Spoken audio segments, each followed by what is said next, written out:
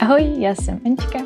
Dneska bych vás ráda pozvala k přečtení článku, co všechno může ovlivnit početí.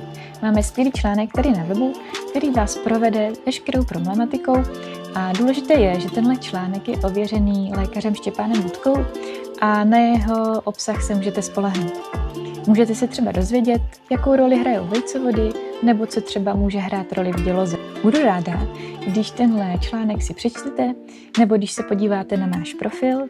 My totiž v Ivy Guide věříme, že je důležité mít ty správné informace, které pocházejí z důvěryhodných zdrojů. A také věříme, že je dobré nebýt na věci sám. Můžete přijít na náš profil, být součástí naší komunity a čerpat i z informací a podpory, kterou zajišťuje naše psychologická část odborníků, se kterými spolupracujeme. Jsem moc ráda, že jste tady a za celý tým Ivy Guide vám přeji hodně štěstí na vaší cestě k rodičovství. Mějte se krásně.